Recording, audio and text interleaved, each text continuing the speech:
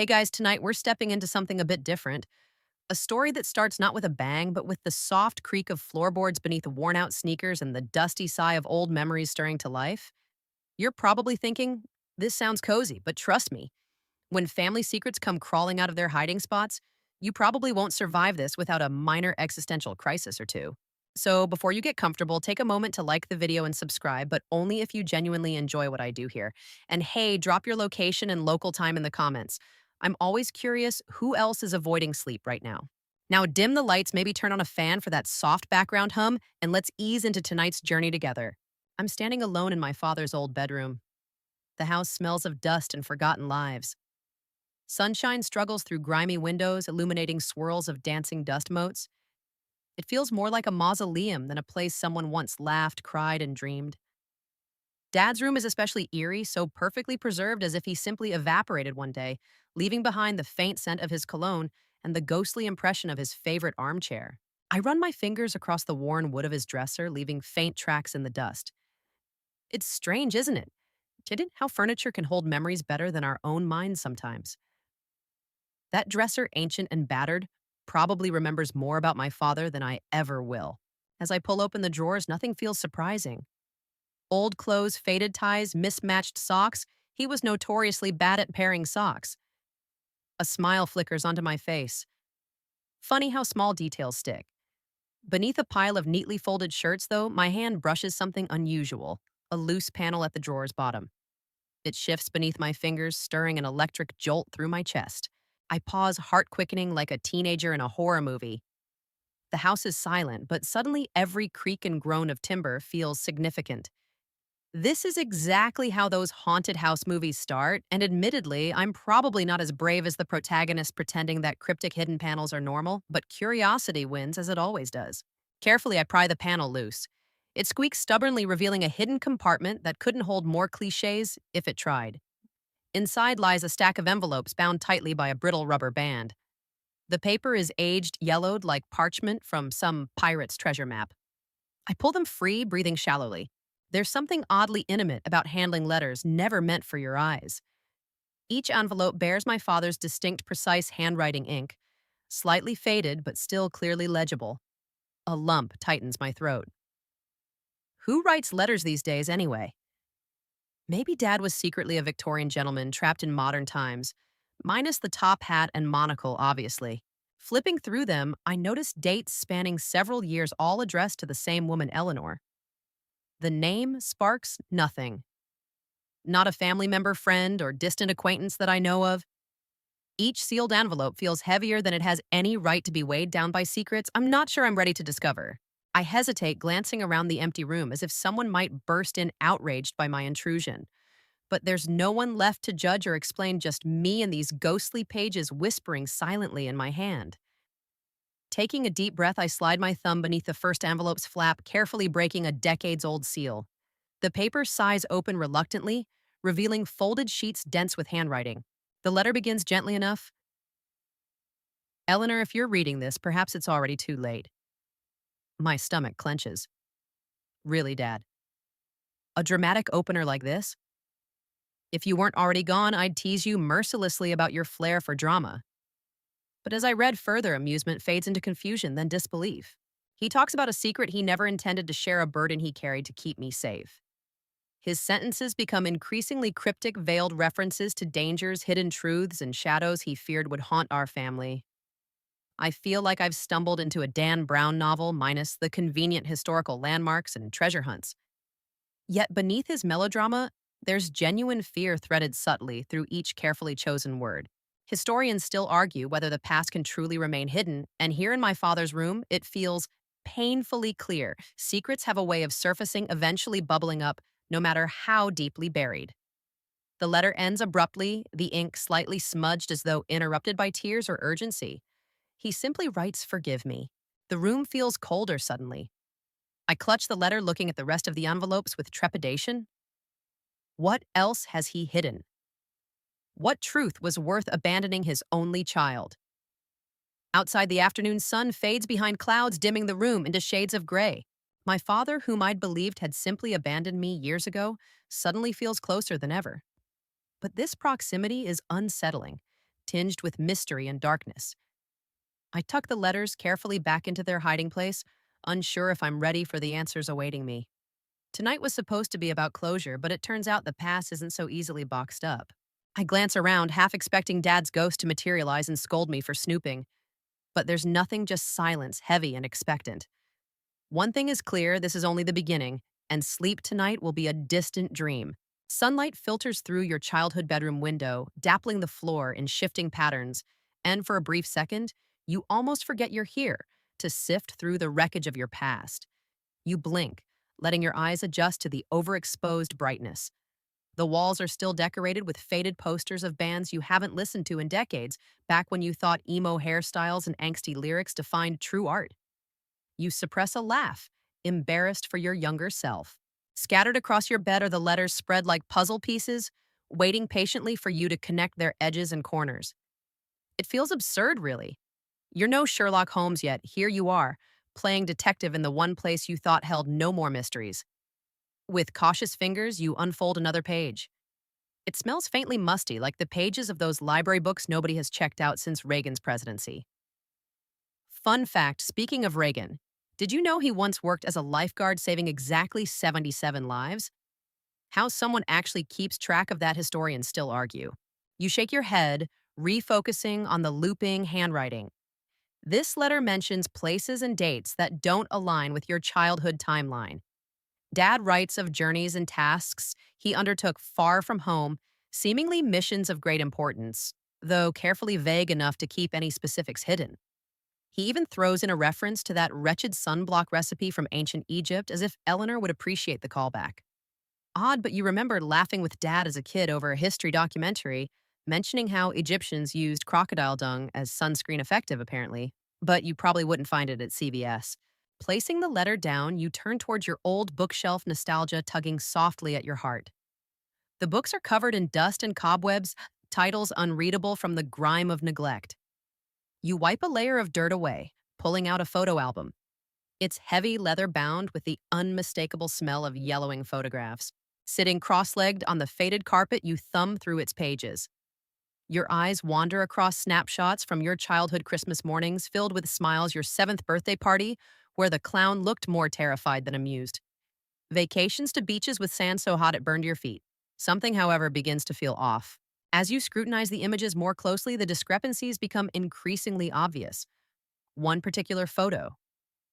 Dad grinning broadly beside you at your 6th grade science fair captures your attention. But wait, didn't the letters mention he'd been traveling then? You check the date scribbled hastily on the back. It matches exactly with his letter, detailing an expedition to some obscure town you've never heard of. Your heart quickens. How could he be in two places at once?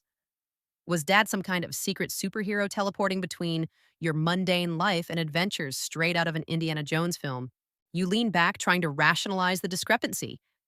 Perhaps he'd gotten the dates wrong. Memory, after all, isn't infallible. But your father's memory was legendary. This was the man who remembered the exact temperature of every Thanksgiving turkey he'd ever roasted down to the 10th of a degree. Flipping faster through the album, more inconsistencies arise.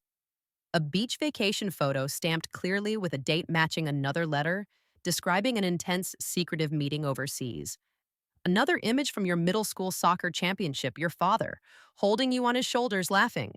But that same day, according to his own handwriting, he'd been somewhere far from home, desperately ensuring your safety. Could these photos be doctored? No, this was long before Photoshop became everyone's favorite pastime after procrastinating work and binging cat videos online. You press your fingers to your temples, baffled.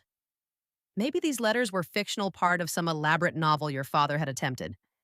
But the sincerity, the emotion in each sentence feels undeniably real. As you glance again at the letters spread around you, the world feels increasingly unstable reality, shifting beneath your feet like quicksand. The father you remember, who cooked pancakes every Sunday, who taught you how to ride a bike, who scolded you for sneaking candy before dinner, now seems blurred, slightly out of focus. You rise slowly, feeling slightly dizzy from sitting too long. Wandering to the window, you gaze out at the familiar street, now alien in the uncertain light of discovery. The neighbors are mowing lawns, kids chase each other with squirt guns, oblivious to your inner turmoil. It's strangely comforting witnessing the simplicity of their lives while yours rapidly unravels. You turn back toward the bedroom, noticing the collection of trinkets on your old dresser souvenirs from family trips, a tiny model Eiffel Tower, a plastic snow globe from Niagara Falls, all seemingly innocuous. But now even these tokens of simpler times feel suspicious. You lift the snow globe, shaking it softly, watching fake snow swirl in miniature chaos, reflecting your inner confusion. Was anything in your past genuinely straightforward? Taking a deep breath, you steady yourself. You're probably overreacting. Maybe this whole situation is simpler than you think. Perhaps dad had reasons to fabricate certain stories. Maybe it was his strange way of coping with something else entirely. But then your eyes fall upon one photo you had forgotten entirely, your father standing solemnly beside a woman you've never met. Eleanor. You flip it over quickly, searching for a name or date, nothing. Just blank, faded paper, frustratingly empty. You turn it back, examining their expressions. Your father looks deeply troubled, protective, even while Eleanor's eyes glint with a strange blend of defiance and vulnerability. Questions swirl endlessly. Did dad have a second family? A secret life hidden just out of reach all these years? You've heard wild tales about dual lives. Spies, secret agents, international intrigue, but your father, he was a man whose idea of adventure was occasionally trying a new recipe he saw on Food Network. Setting the photo down, you take another slow, grounding breath. One thing is clear, staying locked in nostalgia won't bring answers. The letters, the memories, they're all pointing towards something larger, something beyond this dusty room. The past, you realize, isn't meant to be a comfortable retreat. It's a map, a guidepost pointing toward truths buried under layers of time and forgotten whispers. With renewed resolve, you carefully tuck the letters and photograph into your bag. Whatever answers await, you know they won't come easy. But they're out there hidden in memories, towns, and faces still unfamiliar. And you've always loved a good puzzle, even if it scares you half to death. It's almost midnight, and you're navigating the winding roads of your childhood neighborhood, the streets illuminated by pools of amber streetlights. A slow drizzle taps rhythmically on your windshield, each droplet sparkling momentarily in your headlights before disappearing into the dark. You glance at the passenger seat where the letters and photos sit neatly bundled, an enigmatic road trip companion that refuses to chip in for gas or snacks. Your mind drifts as you turn down Maple Street past the park where you scraped your knees a dozen times climbing trees you had no business being in. The park hasn't changed much, still hosting those ancient swings that squeal louder than rusty gates in a horror movie whenever they're used. Historians still argue whether playground equipment from the 80s was designed purely to traumatize children, but your knees still remember. Passing your old elementary school, you remember the precise spot near the main doors where you waited anxiously for Dad the night he disappeared. You were 9, clutching your backpack straps so tightly your fingers turned white. It had been a rainy evening similar to tonight. Minutes stretched into hours, teachers made worried phone calls, and eventually your uncle arrived, pale-faced and quiet. Nobody said much that night, or in the weeks afterward. Dad just vanished, seemingly vaporized into thin air. You pull the car over, slowly, gravel crunching beneath the tires. The school stands silent, dark windows like closed eyes, indifferent to your late-night nostalgia. Something inside you demands a pause here at this place, where your childhood innocence fractured irreparably. You step out into the damp night breath, visible in misty puffs. Rain drums lightly on your shoulders, the chill refreshing rather than uncomfortable. Wandering across the damp grass toward the familiar playground, you approach the swings, gripping a chain cautiously as if expecting electric shocks from the metal. The seat feels oddly small beneath you, your adult frame squeezing awkwardly into childhood dimensions. Swinging gently, you allow the rhythmic motion to clear your head. The letters, cryptic and troubling, painted your father in shades entirely foreign to your memories.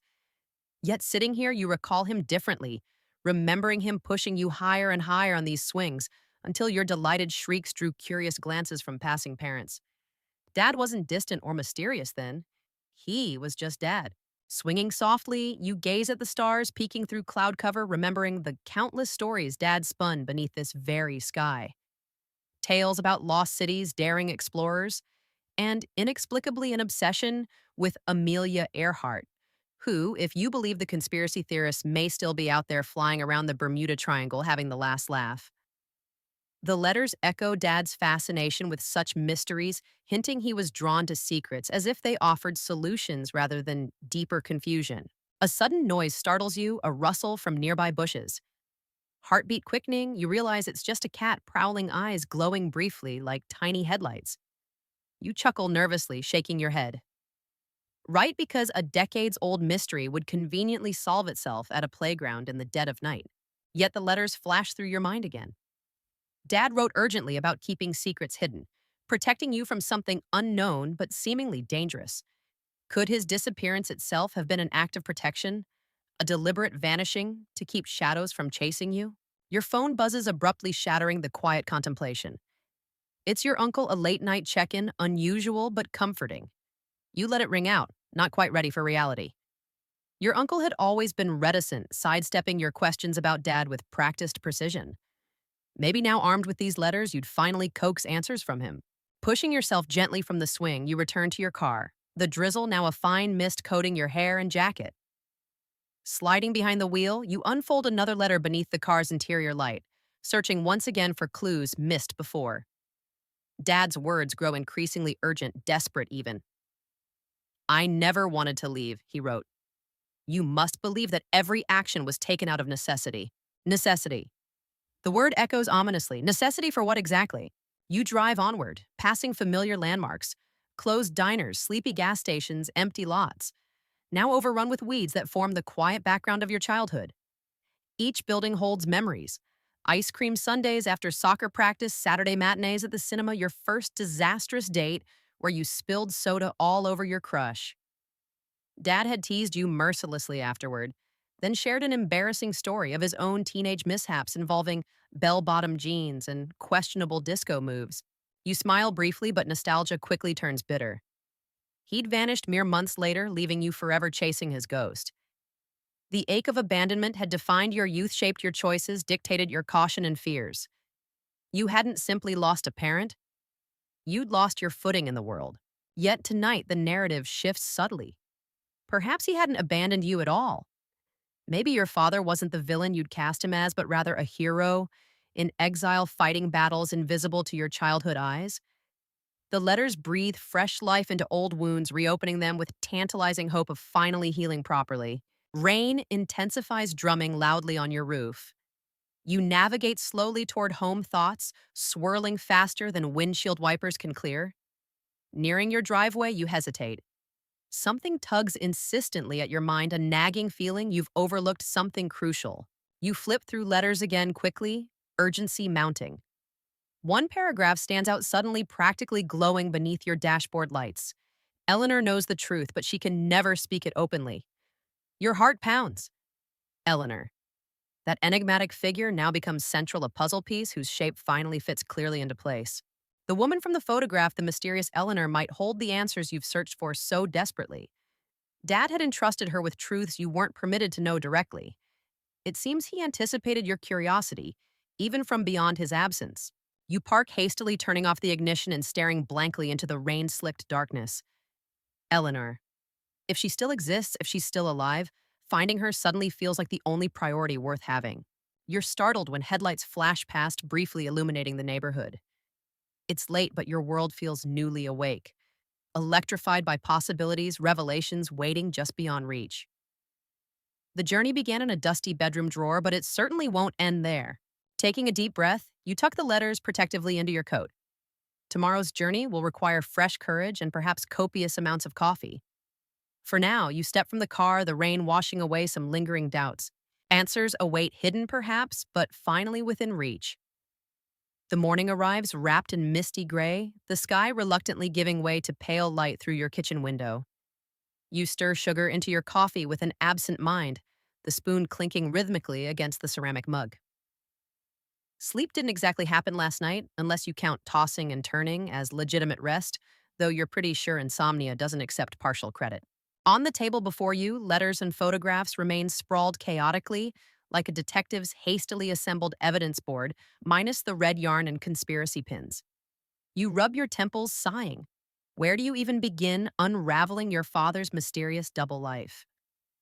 Maybe Dad thought he was James Bond, just less glamorous and significantly more confusing. One of the letters catches your eye again. It's faded ink, now familiar, each cursive swirl etched permanently in your mind. It's a letter referencing Eleanor as always, but this one carries something new, a cryptic reference to the place we agreed never to mention. You resist the urge to roll your eyes. Really, Dad cryptic much? Still, your curiosity sparks. Eleanor, whoever she was, knew secrets profound enough that even casual references were taboo. You wonder if Eleanor is some elderly secret keeper, somewhere knitting sweaters and sipping tea, entirely unaware she's now the linchpin in your family's most enigmatic chapter. It's Saturday, which means errands, chores, and probably ignoring most of them to binge watch documentaries, though today your schedule might need to adjust. You consider calling your uncle for information, though you imagine he'll dodge questions with impressive agility. Your uncle has a gift for avoiding topics like that cousin who conveniently disappears whenever the dinner bill arrives. Just as you contemplate your next move, the phone vibrates on the table, startling you. It's your uncle's number. Speak of the evasive devil. Hello, your voice sounds more casual than you feel. Morning, he replies gruffly. Typical. Saw your car by the old place last night. Everything okay? Clearly nothing slips past Uncle Hawkeye here. Fine, just revisiting old memories. Not a complete lie, just heavily edited. There's silence on his end, a tense pause indicating he suspects something but isn't sure exactly what. You picture him squinting skeptically as if the phone screen might give away your secrets. Finally, he speaks. Why don't you swing by later? Got something to show you. He hangs up abruptly.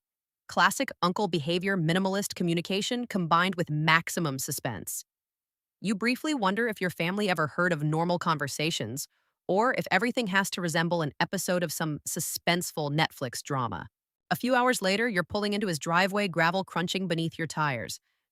The house looks precisely as you remember, slightly run-down porch steps creaking underfoot garden, teetering between charmingly rustic and outright neglected. Your uncle opens the front door, nodding and greeting and ushering you inside wordlessly. Apparently, pleasantries aren't today's special.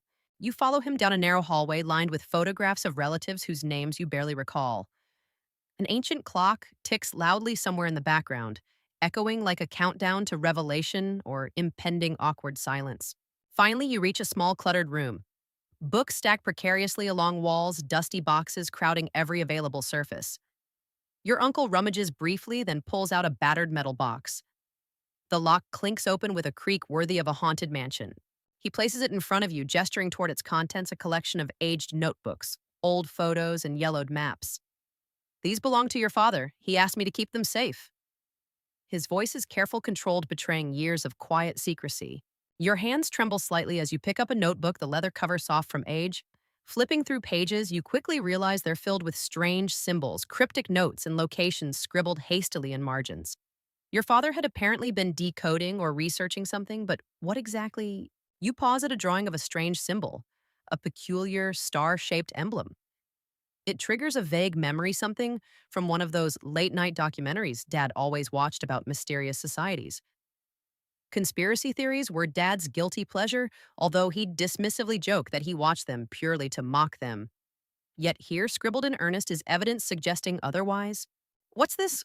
You point to the symbol, hoping your uncle provides clarity rather than more enigmas. His expression darkens, mouth set grimly. Your father got tangled in something complicated. Something involving people and ideas better left alone. Oh, excellent, clear as mud. You try again. Is Eleanor part of this? His silence answers your question more loudly than words could. He sighs deeply finally, nodding slowly. Yes, Eleanor knew things, important things your father uncovered about our family's history. Secrets he felt needed protection. Your mind races. Family secrets wonderful. Just when your life was settling into comfortable normality, you discover your lineage might be straight out of a Dan Brown thriller minus Tom Hanks to guide you through the chaos. Can I find her, you ask quietly? He shrugs, slightly, uncertainty evident. Maybe. She moved away years ago after your dad disappeared. Honestly, I hoped you'd never ask these questions. Some doors are better left shut. You nod slowly, absorbing his cautious warning. But inside, determination pulses steadily. You didn't start this, but you're certainly going to finish it. Eleanor is your next destination, whether she knits sweaters or runs covert underground meetings. Maybe she'll even provide cookies while unraveling mysteries, wishful thinking perhaps. After your uncle walks you back outside, you sit briefly in your car, the notebooks clutched protectively. Your past has transformed dramatically within days, now filled with shadowy organizations and cryptic symbols. But amid confusion, a spark of excitement blooms. You're finally getting closer to understanding your father, not the absent parent you'd resented, but a complex, courageous man trying desperately to protect what he loved. Driving homeward beneath darkening skies, you feel oddly lighter. Mysteries remain sure, but clarity seems reachable now, a feeling you haven't had since childhood. Tonight, you'll pore over these notebooks, deciphering Dad's hastily scrawled codes and references, drinking far too much caffeine and probably regretting it tomorrow. Yet, strangely, tonight promises purpose. Eleanor, the enigmatic figure at the heart of everything, waits out there somewhere holding keys you need desperately. Perhaps she'll finally illuminate your father's secretive world, providing closure you've sought all these years. Pulling into your driveway, you carry the notebooks inside with newfound confidence. The puzzle is far from solved, but you're no longer navigating blindly. Your father left behind breadcrumbs. Now it's your job to follow, uncover, and finally understand. You might still be cautious, confused, and slightly terrified, but at least you're no longer lost. The next morning arrives with a fresh wave of stubborn determination. Outside your window, dawn breaks like spilled watercolor paints, subtle oranges bleeding into purples and blues. A perfect backdrop for today's questionable adventure. Coffee brews loudly in the kitchen, filling your home with comforting aromas, while you thumb through Dad's notebooks now spread across your table like clues in a detective drama, minus the chalk outlines, of course. You've already spent most of last night decoding scribbled hints and cryptic symbols accompanied by far too many cups of coffee. Your heart occasionally skipped beats at particularly intriguing entries, though, whether from excitement or caffeine overload is anyone's guess. By now, certain phrases have become recurring fixtures Eleanor knows, protect at all costs, and the ever mysterious Jasper Creek. You've checked every online map, Google Bing, that weird one you bookmarked during an insomnia-induced curiosity spiral, yet found nothing resembling Jasper Creek nearby. Either Dad's geography was sketchy, or Jasper Creek is deliberately concealed. You sigh heavily, rubbing your eyes. This investigation might require old-fashioned footwork, literally. After fueling yourself adequately, i.e., draining another large mug of coffee, you hop in the car, notebook stowed securely beside you. The plan. Visit your father's hometown, which thankfully is just a couple hours away. Maybe someone there knows about Eleanor Jasper Creek, or preferably both. You turn on the radio as you drive, hoping the cheerful generic pop tunes will balance out your internal unease. Spoiler alert, it doesn't really help, but the effort counts. Your father grew up in a quaint town called Willow's Hollow. Charming enough name, though suspiciously similar to places featured in horror movies. You half expect to encounter creepy locals, casually mentioning ghosts while sipping sweet tea. Pulling into town, however, reveals nothing immediately unsettling, just quiet streets, charming cottages, and sidewalks lined with blooming flower boxes. Almost disappointingly normal. You park near the town square, stepping out into crisp air scented with bakery treats.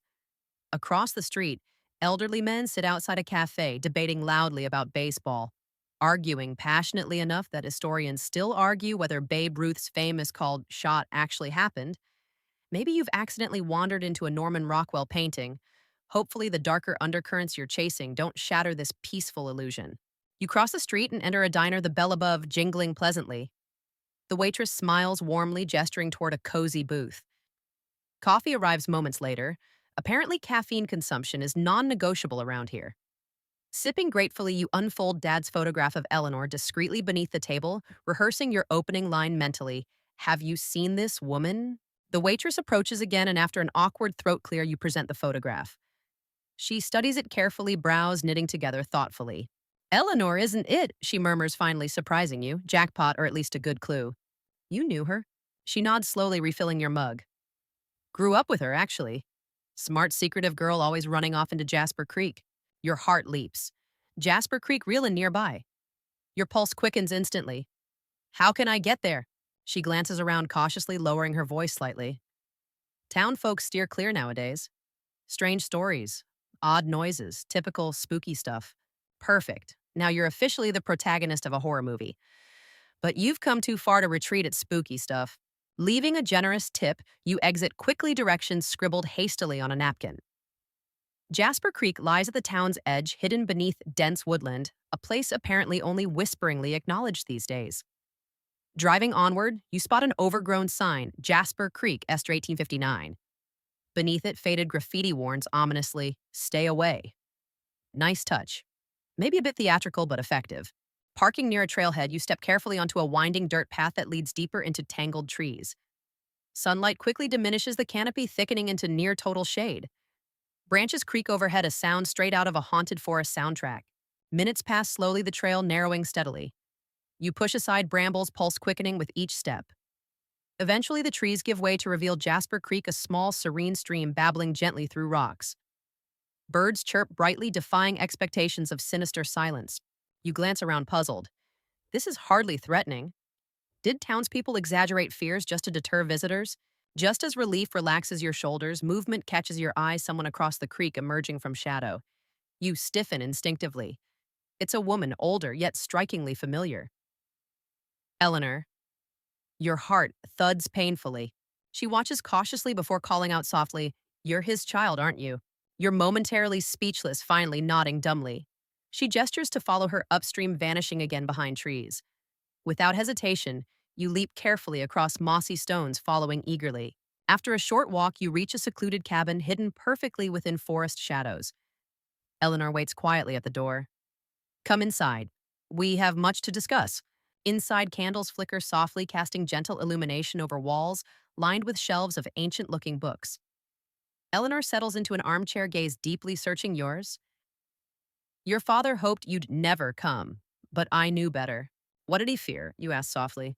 She sighs deeply. "Our families share histories far older and stranger than you'd believe. He uncovered truths, dangerous ones about hidden power, lost histories, and people who'd stop at nothing to protect secrets." You frown, intrigued yet cautious. "Sounds like conspiracy theories." "Maybe," she acknowledges, gently smiling faintly, "but real enough that he disappeared protecting you, protecting us." "Is he alive?" you whisper, voice shaking slightly. She hesitates, sadness in her eyes. "I wish I knew." "He sacrificed everything keeping you safe, staying away, disappearing entirely, hoping his secrets would die alongside him." You lean back, absorbing Eleanor's revelations. Your father, always quietly heroic in memories, now emerges clearly courageous beyond belief. He'd willingly vanished into shadows, safeguarding your future. "Why me?" you finally ask, voice barely audible. Eleanor reaches forward, gently squeezing your hand. "Because legacy isn't just what we leave behind, it's who we choose to become, despite our past. Your father saw strength in you, strength enough to handle truths others hide from." You stare silently into flickering candlelight, overwhelmed yet oddly calm. Answers have arrived, complicated yet comforting. Jasper Creek's secretive whispers have become a reassuring chorus. Your father never abandoned you willingly. Instead, he shielded you bravely from hidden threats. Tonight, you'll sleep soundly, probably for the first time since uncovering his letters. The mysteries remain deep, yet now navigable. Eleanor watches you softly, knowing well that your journey isn't over, merely shifted gently toward new understanding. As the creek murmurs soothingly outside, you feel surprisingly safe. Dangerous truths await exploration, but tonight peace finally claims you. Tomorrow's adventures can wait patiently until daylight returns. Sunlight slices gently through the curtains of Eleanor's hidden cabin, painting the wooden floor in warm, inviting patterns. For a brief moment, as your eyes blink awake, you're half convinced everything was a surreal dream, a quirky detour into your subconscious, perhaps triggered by excessive caffeine intake and mystery documentaries. But the gentle aroma of coffee and Eleanor's soft footsteps remind you otherwise. "You slept like someone who hasn't known peace in years," Eleanor remarks, placing a steaming mug into your hands. She's right, of course. Sleep lately has been about as restful as watching late-night infomercials, entertaining briefly, but ultimately exhausting. You sip the coffee, gratefully noticing it tastes suspiciously better than your typical bitter home brew. "Secret family coffee recipe," you joke lightly. Eleanor smiles faintly, eyes twinkling softly. "Just good beans. Not everything needs to be a hidden mystery, you know." "Could have fooled me," you mutter, earning another gentle smile from her. Settling into a chair, you survey the cozy room more thoroughly. Books line shelves meticulously, some ancient-looking enough to give historians genuine excitement. Curious artifacts crowd corners, antique compasses, strange metallic trinkets, and an actual astrolabe you recognize from documentaries about early navigation.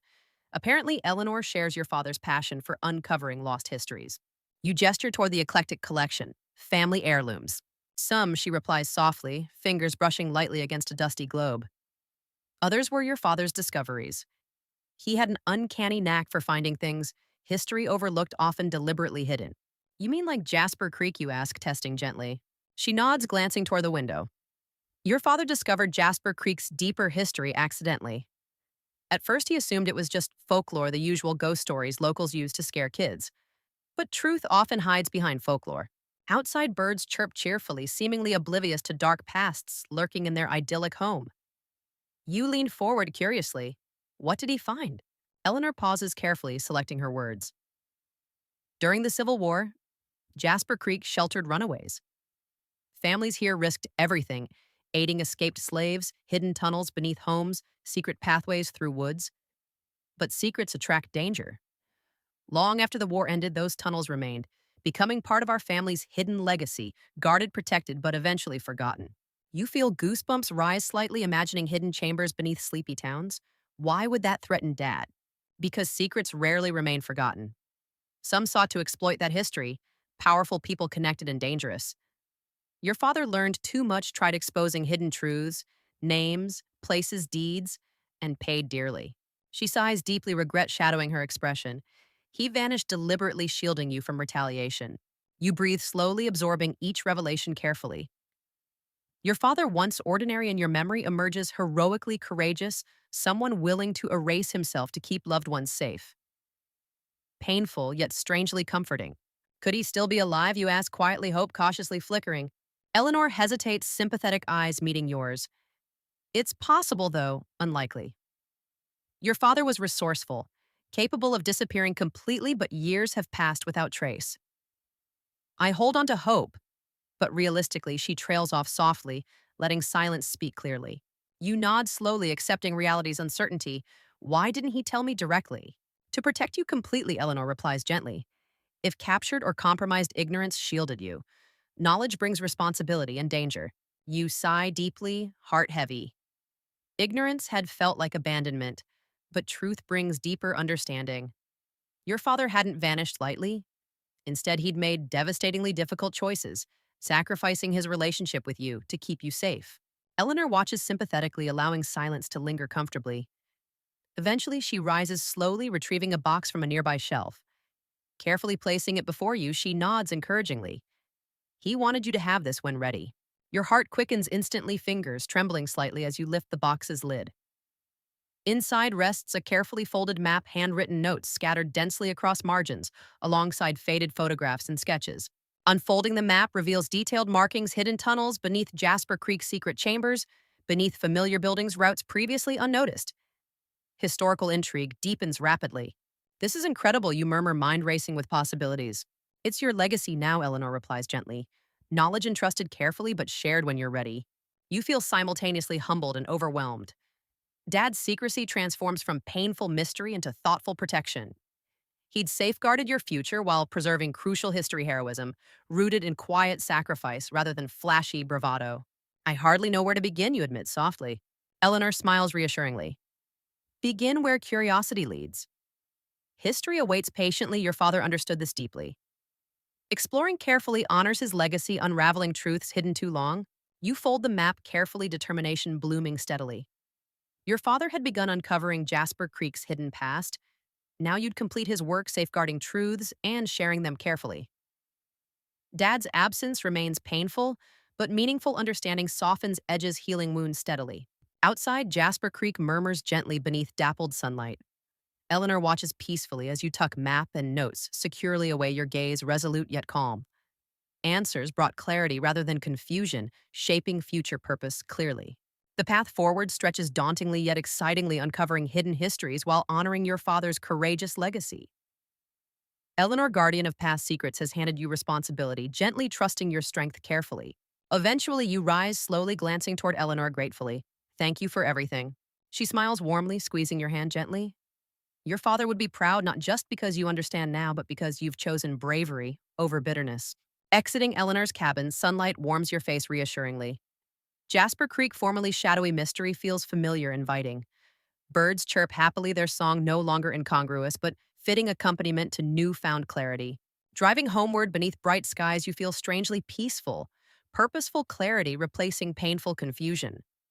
Mysteries remain plentiful but manageable now, guiding rather than overwhelming. Arriving home, you carry Dad's map carefully inside, heart steadied by new purpose. History's hidden secrets now entrusted safely passed gently across generations. Your father's absence will always ache, but understanding eases pain, shifting grief toward quiet gratitude. Tonight, sleep promises restfulness, previously elusive dreams illuminated gently by clarity's comforting glow.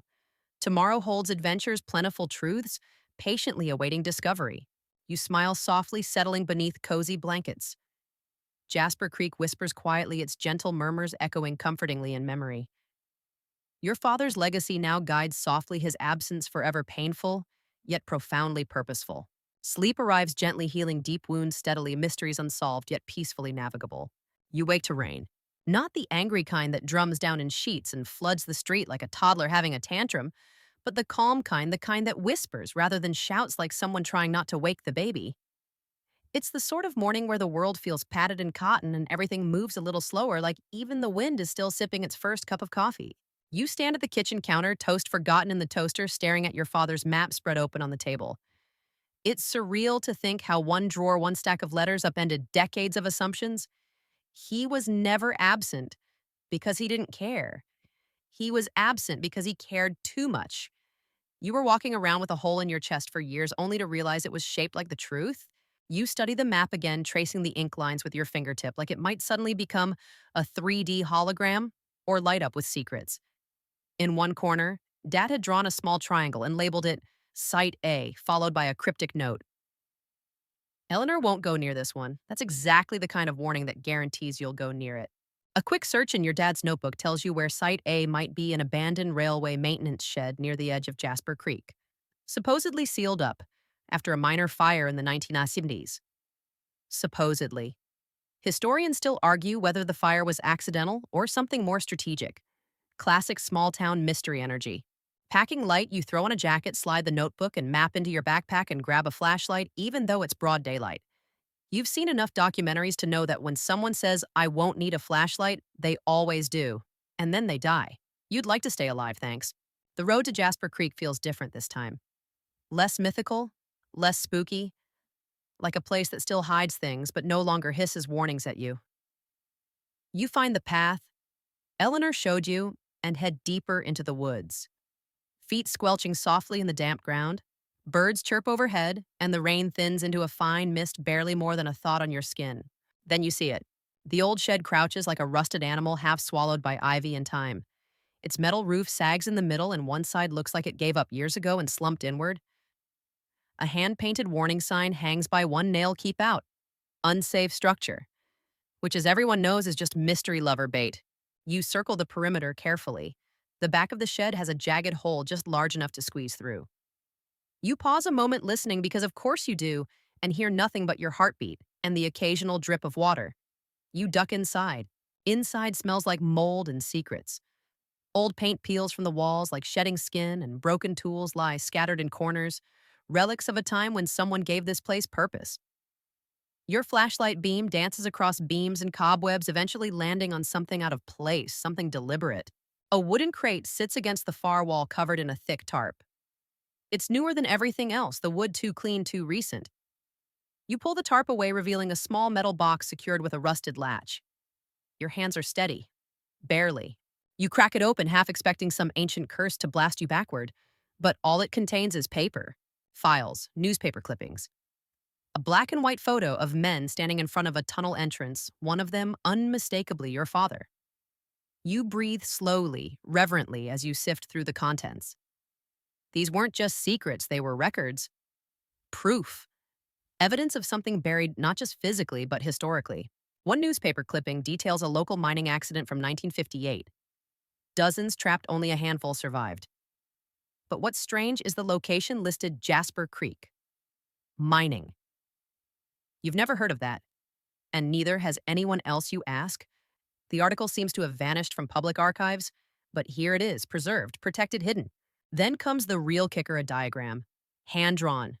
Tunnels beneath Jasper Creek, the same ones Eleanor mentioned, the same ones your father was mapping. But these are more elaborate, extensive networks weaving beneath churches, schools, and even City Hall. And scribbled next to one of the tunnel intersections is a simple note they knew. Covered it up, still watching. Still watching. Your skin prickles. You glance over your shoulder, instinctively half expecting a shadow to peel off the wall. But the shed remains empty. Still, your heart now beats double time. The implication is clear: whatever your father was trying to expose, someone else wanted it buried, maybe even buried with him. Buried. You carefully fold the documents and slide them into your backpack. This isn't just personal anymore. It's bigger than abandonment or even redemption. Your father wasn't hiding from you. He was hiding something for you. Back outside, the air feels different. Heavy. You make your way back down the trail, head spinning. If there are tunnels under public buildings, if there's an entire erased chapter of local history, and if someone is still watching it, means your next steps matter. And they might not be safe. But you've come this far. You return to Eleanor's later that afternoon, drenched in breathless documents in hand. She sees your face and knows instantly. You found it, she says softly. You nod. She pours tea steady as ever. Then it's time to decide, do you keep this history safe or do you share it with the world? You look at your hands, the papers in your lap, and think about the weight of truth. How it liberates and how it burns. How your father carried it silently and how now it's yours. And you realize maybe this was never about solving a mystery. Maybe it was about learning who your father really was so you could finally decide who you're going to be. You don't sleep that night. Not because you're scared, okay, maybe a little, but because your mind refuses to power down. It's like someone plugged your brain into a generator and turned the dial to paranoia-fueled curiosity. You sit in Eleanor's cabin, a mug of lukewarm tea cradled in your hands, papers and old photographs strewn across the table like a 3 a.m. conspiracy theorist's fever dream. You keep rereading the same words in your father's neat cursive, "There's more beneath the surface," literally. And we were never meant to find it. What the heck did he mean by, "we were never meant to find it"? That sounds less like an amateur historian's note and more like the dramatic final line before someone gets taken by shadowy figures in dark SUVs. You flip through another of his journals, this one older leather-bound yellowing and stuffed with receipts, clippings, and handwritten rants that read like they were written during lightning storms. One page stands out. It's titled, "Things That Shouldn't Exist But Do." Bold choice. You almost expect Bigfoot's autograph to be taped underneath.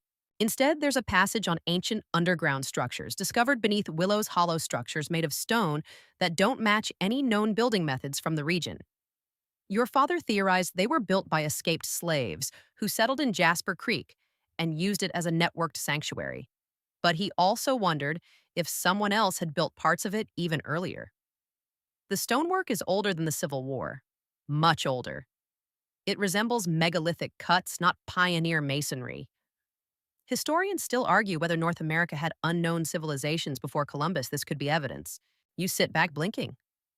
Megaliths, hidden history. Your dad wasn't just preserving family secrets. He may have stumbled onto something that rewrites textbooks. You chuckle quietly. Sure, Dad. Underground cities and lost civilizations. All we need now is a giant crystal skull and an angry archaeologist with a whip. But despite the sarcasm, a part of you believes it. Because you've been to the shed, you've seen the maps, and more than that, your gut tells you there's still more. Your phone buzzes, shattering your thoughts. It's your uncle. You answer cautiously. Hey. His voice is low, urgent. You need to come by now. No small talk, no dad jokes, not even a "how's your morning?" That alone is terrifying. You grab your bag and head out immediately, stomach a coiled spring of tension. When you arrive at his house, he pulls you into the garage, not the kitchen, not the living room. The garage. That's never a good sign. Garages are for secrets. Or tools. Or both. He pulls a heavy tarp off something you weren't expecting to see: a wooden chest. Old, dark, and scarred by time. And branded on the lid, burned right into the grain, is that same triangular emblem you saw in your father's notes. He speaks without looking at you. Your dad gave this to me the day before he disappeared. Told me not to open it unless you started asking questions. You blink. So like last week. He nods. He said it'd mean more coming from you.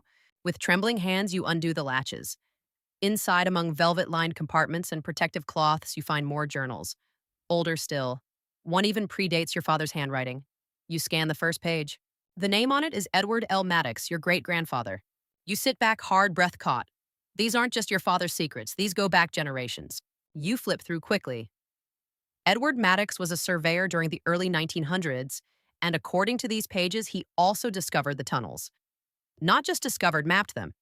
He believed they were part of something called the burial grid, a phrase that appears so many times you start underlining it instinctively. There are sketches of interconnected chambers notes on strange metallic echoes and a repeating symbol that looks eerily like an infinity loop crossed with a serpent. Eleanor had mentioned legacy, but this is beginning to feel like a burden, a story so massive, so deeply buried that your whole family line might have been chosen just to carry it. You feel the weight of it, centuries of secrecy preserved in ink and memory passed down like some kind of sacred responsibility wrapped in parchment. Like your family was tasked not with solving the mystery, but guarding it. What did Dad say when he gave this to you? You ask quietly. Your uncle hesitates. He said, "We're not the heroes. We're the historians no one will ever credit." You sit there for a long time after that, the chest between you like a time bomb with no countdown. Then you make a decision. That night, back at Eleanor's, you bring out your laptop and begin scanning everything. Every map, every note, every photograph and clipping. The documents need to be preserved, not buried again, but you don't upload them online. Not yet. Because with each page, you sense it more. This isn't just about lost tunnels or strange symbols or unacknowledged history. This is about why it was hidden and who benefited. And if your family was the custodian of these secrets, then someone else must have been the one trying to bury them. You begin listing names mentioned in the old letters, cross-referencing dates, drawing connections between old landowners, local politicians, and wait. One name keeps showing up. George Harrow, city council member, former mayor, owner of one of the properties supposedly sitting right atop the oldest tunnels. You open a browser and type his name.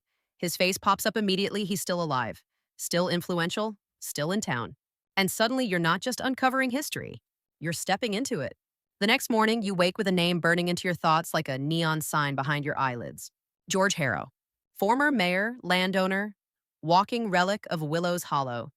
And if your family's collection of dusty secrets is right, the man who's been sitting on top of buried history for decades, possibly aware, possibly complicit, but definitely not innocent. You rub the sleep from your face, ignoring the crick in your neck from passing out at Eleanor's kitchen table with your face in a 1937 field journal. It's not the most glamorous origin story for an amateur historian detective, but it's yours. You start Googling. George Harrow's public record is immaculate. Volunteer awards, church committees, a Lifetime Achievement Medal for community service and historic preservation. Irony doesn't just drip here, it floods. But buried in a newspaper archive, you find something odd. A zoning dispute from the late 80s. Harrow successfully lobbied to stop construction of a new community center near Jasper Creek. His reasoning, unstable ground, potential safety hazard. Historians still argue whether that area ever had foundational issues. What's clear is the community center never got built, and the land became a protected site. Sealed off, untouchable. Just like the truth your father spent his life chasing. You scribble down the address, heart pounding faster than your thoughts. It's the same triangle on the old map. Site B, your dad wrote beside it. Do not approach alone. Naturally, you grab your keys. Before you leave, Eleanor stops you at the door, handing you something that doesn't look like much, a small pendant on a frayed leather cord. The symbol carved into it. Same looped serpent from your great-grandfather's journal. She presses it into your palm. Your father wore this when he went to meet George, she says, voice low. He said it might open the right kind of doors or close the wrong ones. You stare at the pendant, unsure whether you should wear it or toss it into a volcano. But if your father believed in it, trusted it, you do too. You drive out of town, past the cafe, past the sleepy gas station, past everything that looks normal on the surface. As you approach the old construction site, your phone loses signal. Because of course it does. Somewhere the universe is giggling. The gate is padlocked, but someone cut the chain long ago. You step through the gap cautiously, the wind whispering through broken fences and overgrown weeds. The lot is silent. Empty. Or so it seems. Then you see it, a concrete hatch partially buried beneath vines. Rectangular, reinforced industrial. Definitely not part of any quaint historical park. You kneel, brush aside leaves. There's a small depression on the hatch shaped uncannily like the pendant. You hesitate for half a breath and press it in. Click. The hatch lurches open with a hiss like an exhaling lung. Dust, stale air, the faintest whiff of iron. You shine your flashlight down a narrow staircase spiraling into darkness. Yep, you mutter, totally not creepy. You descend slowly, flashlight beam, shaking slightly with your breath. The air cools as you go deeper, until the staircase empties into a wide tunnel, stone lined with support beams that look older than the town itself. Some even bear carving symbols you've seen before in your dad's notes, and always somewhere that looping serpent. Watching, waiting. You move slowly, counting steps, marking turns. The tunnel splits, occasionally forks, and dead ends like an underground maze. You follow the symbols, choosing paths where the carvings seem fresher, less worn. Someone's been maintaining this, recently. After what feels like an hour, you reach a chamber, and someone's already there. Standing in the middle of the room is a man, tall, gray hair combed neatly back, cane in hand, and eyes sharp enough to slice through marble. Been expecting you, he says without turning. George Harrow, you reply, voice dry. He smiles faintly. You have your father's nerve. And his recklessness. You take a careful step forward, light sweeping across the chamber. The walls are lined with old books, sealed boxes, and filing cabinets labeled in coded shorthand. This isn't just a tunnel. It's an archive. My father thought you were hiding something, you say. Harrow's smile vanishes. He wasn't wrong, but he never understood why. You raise an eyebrow. This town, he begins, was built on bones, literal and historical. Every town has its stories. Ours are just heavier. Your ancestors found something they should have buried. Your father wanted to unbury it. Me, I protect it. From who, you ask? Heat rising. Me. From the world, he replies, voice low. Some truths don't liberate, they destabilize. You want to argue, scream, but something in his tone stops you, a weariness, a sadness. You think burying it keeps us safe? I know it does, he answers. There are names in these records that would unravel everything. Founding fathers, land grants built on stolen blood, secret tunnels used not just for escape but for punishment. He gestures around. Do you think the world wants to remember what it willingly forgot? You don't answer, you can't. But Harrow's not finished. I didn't stop your father. I warned him, told him this wasn't just history, it was poison. He didn't listen, so he ran. To protect you. You feel dizzy, angry, but also understanding. For the first time, you see your father not as a victim or even a martyr, but as a man who stared into the abyss and turned away. For your sake. You scan the chamber again. So much knowledge, so much weight. You could have told me, you say quietly. And burdened you early, no, but now you've seen. The truth is yours to carry. Do what your father never could choose wisely. You nod slowly. You don't have answers. Not yet, but you have context. And in this family, that's rarer than gold. You leave the chamber an hour later, the hatch clicking shut behind you. Back in Eleanor's kitchen, you place the pendant on the table. Did you find what you were looking for, she asks. No, you say, but I found why it was hidden. And for now, that's enough. The following morning is cold and bright, like the world just got out of a shower and hasn't bothered with a towel. Dew clings to the grass and the sky is a pale, almost translucent blue. You sit on Eleanor's porch, a blanket draped around your shoulders, a steaming mug of something herbal in your hands, and a mind so full of thoughts it might qualify as a hoarder. You stare down at your father's notes, the files from Harrow's archive, and that now too familiar serpent symbol, all arranged on the porch table like some cryptic board game only your bloodline knows how to play. Your fingers trace the looping lines of your great-grandfather's map. You still don't understand everything, not even close, but the pieces are starting to suggest a shape. A shape made not just of tunnels and secrets, but people. Choices, sacrifices. Your phone buzzes, a message from your uncle. We need to talk, I found something. Come now. Because of course he did. No one in your family just finds a normal photo album. It's always a chest hidden behind false paneling or a secret audio recording in an old wristwatch. You've stopped asking how these things are uncovered. It's like your bloodline unlocks objects the rest of the world ignores. Back at your uncle's house, he leads you into the attic, an area you've never explored. Probably because it looks like the set of every horror movie ever. But today, it's just dusty and cold and packed with boxes that look like they haven't been moved since the moon landing. He gestures to a trunk. I thought this was just old junk. Turns out it's a record of your father's meetings. Every person he ever interviewed. Handwritten transcripts. He was building a pattern. You kneel beside the trunk, flipping open its creaking lid. Inside, rows of organized files, dated and categorized, each labeled with a name or location. One folder reads The Willow Hollow Collapse, 1958 Survivor Testimonies. Your blood goes cold. The newspaper clipping you'd found in the underground archive briefly mentioned survivors but gave no names. This folder has 7. You open the first, a man named Jeremiah Polk, age 16 at the time. Your father's notes summarize his interview. He claimed to hear voices from behind stone walls, voices speaking in languages he couldn't understand. Said he was rescued by the ones in white. He later recanted. Another name jumps out. Martha Langley, age 31, midwife, reported finding a hidden chamber with etchings on the wall. Drew them from memory. They match carvings from the tunnel you saw beneath Site B. The accounts are haunting. Half read like ghost stories, half like entries from explorers who slipped into another dimension. All were dismissed, discredited, and disappeared from official records. Historians still argue whether the 1958 collapse was geological or man-made, but now you're wondering if either version is true. These people weren't just ignored, they were erased. Dad knew, you whisper. He knew it wasn't just tunnels, it was something older, deeper. Your uncle nods grimly. He wanted to prove it. Not just for the world, but for you. The weight of it hits like a boulder. Your father didn't leave clues for fame or validation. He did it so you would know the truth.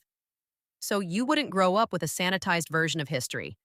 So you'd have the tools to choose what to do next. You pack the files carefully and drive straight to the library. Willows Hollow's public library is an ancient stone building that smells like paper and quiet rules. You greet the aging librarian whose name tag reads Carol and ask for access to the newspaper microfilm archives.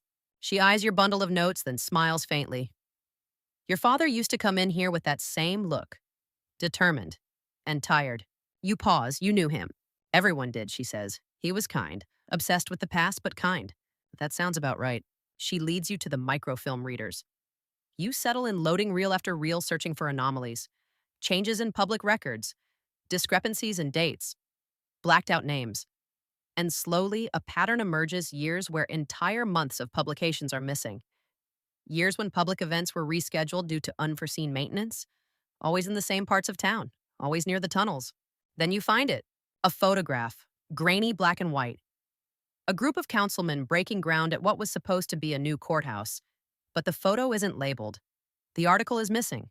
And standing off to the side, almost obscured, is your father. In 1991, 3 years after he'd supposedly disappeared, your heart jolts. You double-check the date, then the image. It's him. He was here, watching, monitoring. He didn't disappear. He went underground. The realization rocks you. Your father didn't vanish out of fear. He became a guardian, a watchdog, keeping the secret alive because it was too important to let die and too dangerous to let out. You print the photo and drive back to Eleanor's hands, trembling as you lay it in front of her. She looks at it for a long moment. That was the last time I saw him. He came to warn me, told me the circle was closing. Said he couldn't protect everything anymore. What did he mean, you ask, voice quiet. She meets your gaze. He meant it was your turn. You sit in silence for a long time, the reality settling on you like a cloak. Your father didn't leave you behind. He was waiting. Waiting for the moment when you'd finally pick up the threads, when you'd be strong enough to follow the trail no matter how deep it went. And now you're in the heart of it. The story he couldn't finish has become yours. It's strange what clarity feels like. Not like a lightning bolt, not a cinematic swell of music and a spotlight from the heavens. It's quieter, heavier, like finally spotting the shape of something massive that's been lurking just beneath the surface for years. A submarine of truth slowly surfacing in your mind, hull dripping with the weight of generations. You sit cross-legged on Eleanor's cabin floor, surrounded by pages, photos, maps, and that eerie symbol etched into too many places to be coincidence. Your father's notes fill in more blanks than you expected. He wrote like someone afraid of forgetting everything, documented meticulously, even down to what he ate the morning of his interviews. One entry stands out. August 12th, 1991. Site C access compromised. Not by time, but by people. Harrow isn't alone. Multiple parties involved, some wear uniforms, some wear smiles. No one tells the truth, not even me. You read it again, until the words blur. People in uniforms. You remember what Eleanor said, that your father hadn't just been hiding from curiosity or the public, he was avoiding retaliation. Not just for what he found, but for what he knew. And now you're not just following the trail, you're walking into the same spotlight he did. You lean back against the wall and stare at the ceiling beams. This was never just about history. Not really. This was about control. About who gets to write the story. Your father fought to preserve truth. Others like Harrow tried to bury it. And some might do worse. You pick up the pendant again, the looped serpent. In your father's journals, he calls it the symbol of dual knowing. One head watches the past, the other anticipates the future. Both connected by a single unbroken loop. It's poetic in a way, because now you're doing the same, looking back to see forward. You decide it's time to return to Site A. Not alone this time. Your uncle agrees to come with you. Eleanor insists on it. He packs a flashlight, a crowbar, and something in a zippered pouch he won't explain. Probably for the best. If he pulls out a sword down there, you've agreed to pretend it's normal. Back in the woods, the air feels different, still, as if the forest itself is watching. The entrance to Site A, the maintenance shed, is still ajar. Inside, everything is just as you left it. But you know there's more. Your dad's notes say the real access point wasn't the floor hatch. It was beneath a false wall. You tap along the wooden planks, hollow, solid, hollow, there. Your uncle wedges the crowbar in, and with a loud crack, the panel gives way. Behind it, a narrow stone passage descending at a steep angle. No staircase this time, just a sloped tunnel carved unevenly like it was chiseled in haste. The air smells like dust and something metallic. Not blood, but close. You descend together, flashlight beams cutting through pitch black. The air is thicker down here, older. Each step echoes unnaturally, like the tunnel isn't empty. It opens into a cavern. You both freeze. This isn't like the other chambers. This one was used. You can see that instantly. There are signs of recent activity, boot prints in the dust cables running along the walls, even a rusted generator half buried under debris. But it's the carvings that stop you. Covering the stone are rows of symbols, hundreds of them. Not English, not Latin, something older. The same script you saw in the Maddox journals. Your father spent years trying to decipher them. But these are pristine, untouched by time. In the center of the cavern is a stone platform, and resting atop it, a sealed metal container, long, narrow, engraved with a serpent. Your uncle whispers, "That's not just an artifact, that's a vault." You approach slowly, fingers grazing the lid. There's a small indentation, pendant shaped. You pull it from your pocket, pulse thudding in your ears. It slides in perfectly. Click. The vault opens with a hiss. Inside, documents, dozens of them. Rolled scrolls, sealed folders, photos of excavation sites that look nothing like Willow's Hollow.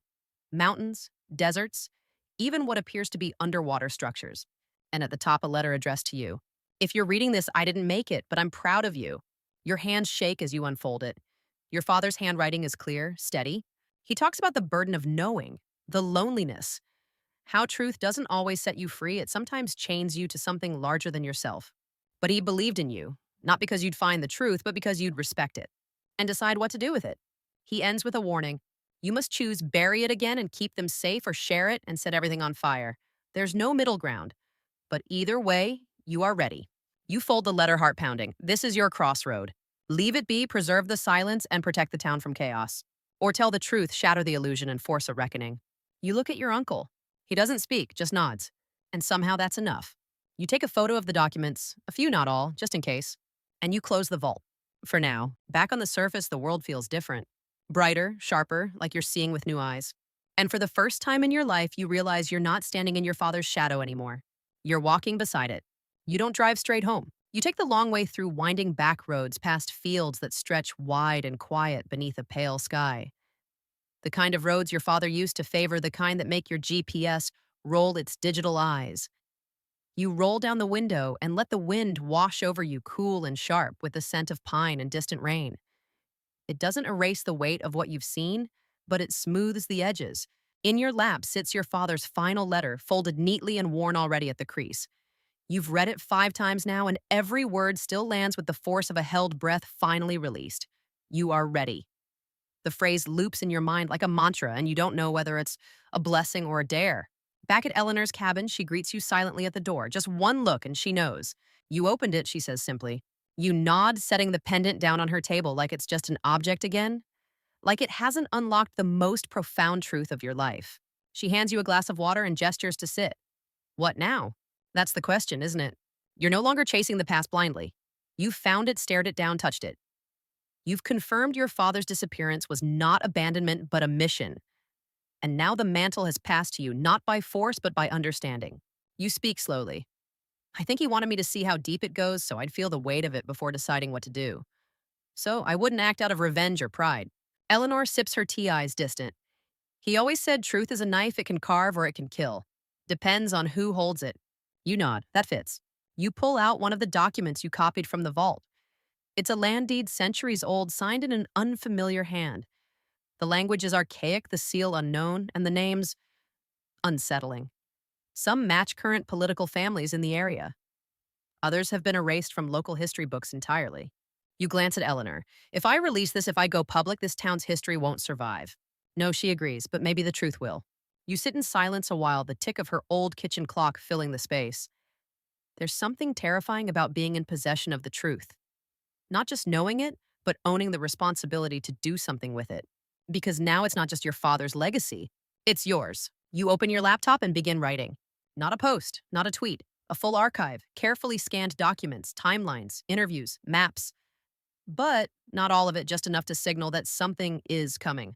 A whistle blow, not a nuclear launch. You create a digital backup on an encrypted drive, another on a USB stick. You give one to your uncle, one to Eleanor, one you plan to mail to someone completely unrelated just in case things go sideways. Then you write the introduction. This is not a conspiracy theory. It's a confession, a restoration, a reckoning. My name is Redacted, and this is the story my family protected for generations. Not because they were afraid of the truth, but because they were afraid the world wouldn't understand it. You pause after typing that line, then delete the redacted name. You type your real one instead. Because hiding isn't the point anymore. You hit save. Not publish, not yet, just save. It's enough for now. That night, your uncle takes you to one more place. It's outside town in a clearing you vaguely remember from childhood picnics. He opens a locked storage container and hauls out an old suitcase. Inside are your father's personal belongings, stuff you never knew was preserved. A journal, a small recorder, and a faded photograph. It's your father, standing beside a younger Eleanor, both smiling, both in front of the maintenance shed. The note on the back reads, "We didn't find a tunnel, we found a mirror." You hold the photo close, unsure whether to laugh or cry. Because, yeah, that's what this whole journey has felt like. Not just digging into your father's secrets, but your own. Not just chasing mysteries, but recognizing yourself in the process. You drive home alone that night. The stars are out scattered like breadcrumbs in the sky, just like the ones your father left behind. And for the first time in your life, you don't feel like you're searching for him anymore. You feel like you're walking beside him. You dream of tunnels. But they're not dark this time. They're lined with light. You wake to rain again, steady this time, insistent, the kind that feels like the sky has finally made up its mind. It's the perfect weather for hiding, for staying in, for pretending the outside world doesn't exist.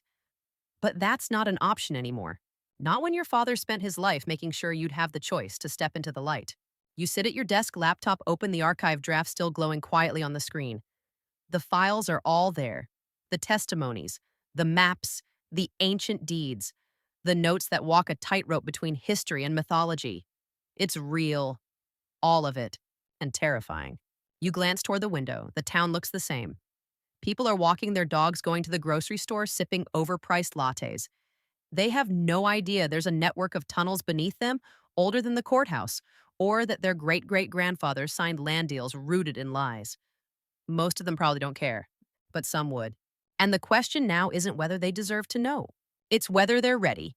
You're not naive. You know what would happen if you hit publish. There would be denials, lawsuits, maybe even threats.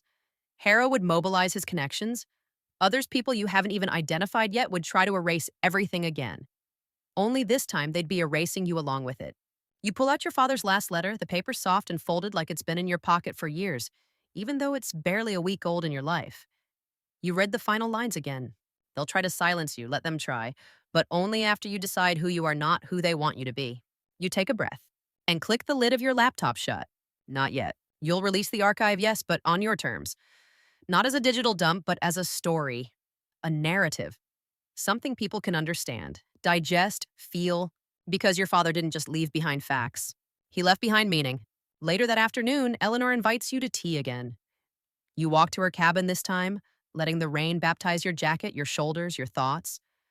The woods hum with quiet energy, and the trees feel like familiar faces now, like witnesses. Inside her cabin glows warm. There's soup simmering, books open on the table, and a folder you've never seen before resting beside your chair. "You should see this," she says, pushing the folder toward you. Inside are photographs, dozens of them. Some you recognize from the archives. Others you've never seen, snapshots of your father at work, smiling with muddy hands, maps tacked on the wall behind him, tunnel diagrams scrawled in chalk on boards. But one photo freezes you cold. It's your father, years ago, sitting beside George Harrow. They're not arguing, not glaring. They're talking, calmly, like allies. You look at Eleanor. "I don't understand," she sighs. "Because it wasn't always like this." They started out on the same side. back when they were young, before Harrow got scared. She pours the tea, hands trembling just a little. At first, they agreed the town needed protecting, that the truth was too heavy. But over time, your father changed. He realized hiding it wasn't noble, it was cowardice. And Harrow didn't. She shakes her head. He chose control over courage. And when your father threatened that control, things broke. You stare at the photograph again. Two men who once shared a goal. Now one is gone, the other still holding the keys to the illusion. Later that evening, you drive past City Hall. You watch people come and go, business as usual. And just beneath their feet, tunnels older than the town itself. Secrets entombed in stone, your father's ghost in every corner. You sit there, engine idling, heart unsettled. Then someone walks past your car and it's him. George Harrow. Alive. Older than when you saw him last underground, sure, but still standing, still watching. You don't get out, you don't speak, you just observe. He meets your gaze through the windshield for the briefest second and nods. Not a greeting, a warning. You drive away slowly because he knows what you know now, and that makes you dangerous. Back home, you pull out a fresh notebook, a simple one. You begin writing not a journal, not research, but a story. Your father's story, your story. Because if this truth is going to live beyond you, it has to breathe in a way facts alone cannot. People forget documents. They remember stories. You title the first page, The Serpent Beneath Us, and begin, my father didn't disappear, he went underground, not to hide but to guard, and now I walk the tunnels he left behind. There's something sacred about handwriting. Not just the act itself, the ink, the drag of the pen, but what it represents. It's the bridge between the intangible and the physical, between thought and truth. Your father understood that. That's why he wrote everything by hand, why his notes feel like more than paper and ink. They feel like living pieces of him, like echoes. You filled 6 pages of your new notebook. The words come slower than you'd like, but they come. Sometimes in paragraphs, sometimes just fragments, but always honest. You pause at the phrase, he didn't vanish, he became the silence. You stare at it for a long time. Because it's true. He didn't just disappear, he chose to vanish. To step into a shadow most people never see. And now you finally understand why, because the light wasn't ready. And because sometimes silence is the only way to protect a flame until it's strong enough to burn on its own. And now you're that flame. Your phone vibrates, a text from your uncle. Need to show you something. Tonight, come alone. Classic. You drive out past the edge of town down a winding gravel road that curves behind the old train station. You spot your uncle's truck parked beside an abandoned tool shed. You flash your headlights once. He signals back. He's leaning against the doorframe, arms crossed. No smile, no small talk. You remember that symbol on the pendant, he asks. You nod. The looped serpent. You've dreamed about it nearly every night. He holds up a small object. It's a coin. Old, worn. Bronze or copper, maybe. And on it, the same serpent. Found it in a shipment of antique tools a month ago, he says. Didn't know what it meant until you started digging. You take it, rolling it between your fingers. The weight is strange, heavier than it should be, and warm. It's not just a symbol, he says. It's a mark, like a stamp. The people who use the tunnels, they use these coins as passage tokens. Proof they were part of it. Proof they knew. You hold it tightly. How many are there? He shrugs. Unknown. But if one survived, others did too. Somewhere. And they'd prove everything. Your father was looking for them. You pocket the coin. It's not much, but it's something. Back home, you place it next to your father's letter. The coin sits on the page like a punctuation mark at the end of a prayer. That night, you write more. You describe the tunnels, the symbols, the vault. You describe Harrow. You describe the choice you still haven't made, whether to go public or to preserve the secret. And you're starting to realize maybe it's not one or the other. Maybe it's both. Maybe you can protect the secret by revealing it the right way. Not as an expose, not as a bombshell, but as a story. One that lets people see without needing to understand everything. One that invites them into the question without forcing them to answer it. You flip to a new page and write, the truth isn't a weapon, it's a mirror. You sit with that thought a long time, because that's what this has been. Not just uncovering history, but reflecting on it, on your family, on your choices, on your capacity to carry a burden that stretches back generations. Your father didn't hide the truth out of fear. He hid it out of faith. Faith that someday someone you would find it and do what he couldn't. You look at the clock, it's late. But sleep isn't coming. Instead, you go for a walk. Outside, the rain has stopped. The streets shine like glass beneath the streetlights. The town is asleep, blissfully unaware. You pass the library, the park, the school. Then you stop outside City Hall and listen to the hum of the street lamps. to the sound of your own heartbeat, to the silence below. There's a tunnel beneath this building. You know it. Your father mapped it. You've seen the entrance, felt the air change. But tonight, you don't need to go down there because you carry it now. Not in your backpack, but in your spine. The legacy, the story, the serpent. You take out your phone and scroll to the archive file. Your finger hovers over the publish button, and you wait. Not because you're scared, but because you're aware now, aware of the weight, aware of the fire, and aware that once lit, this flame won't be extinguished. You close the file. Not tonight, but soon. You walk home slowly, the town breathing quietly around you, and somewhere deep below, something breathes with it. You wake before dawn. The sky outside your window is still a deep navy tinged with that haunting blue that only appears just before the sun begins to stretch. Birds aren't singing yet.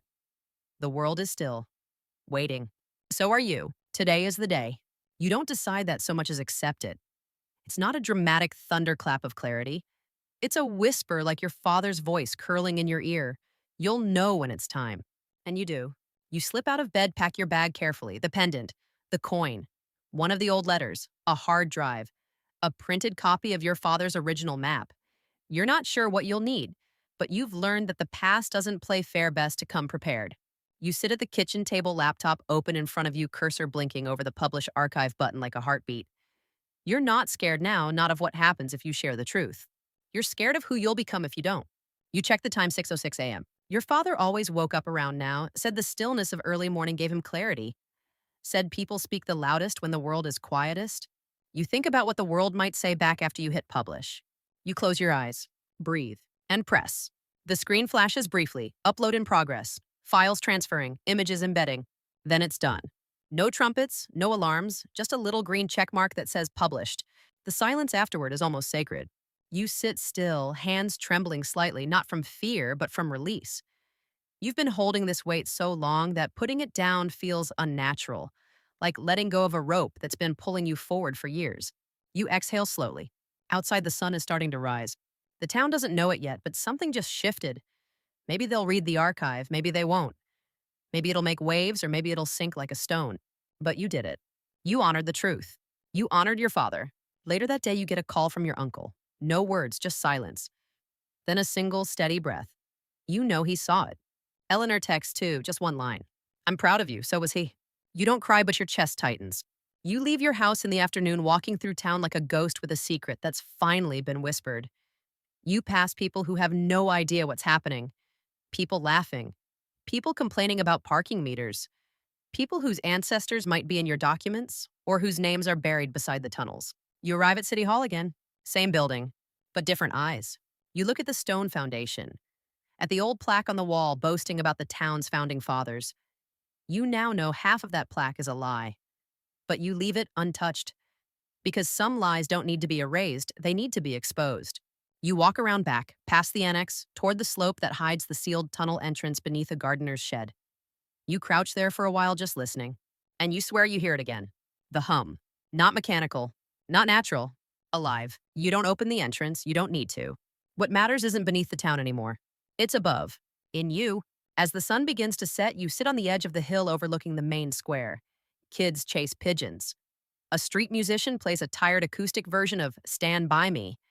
It's not beautiful, but it's real. You pull out your notebook one last time and begin to write the ending. What do we owe the past? Everything and nothing. We carry its weight, but we don't have to be crushed by it.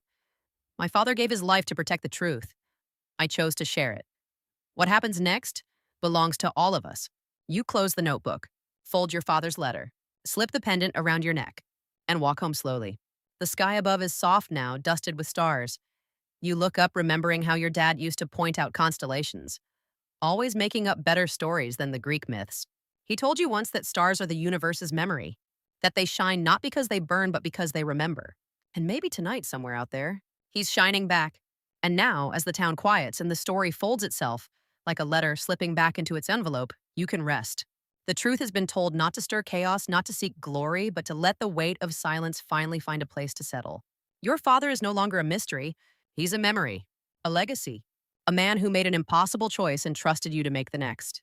And you did. Let your shoulders relax now. The burden isn't gone, but it's lighter.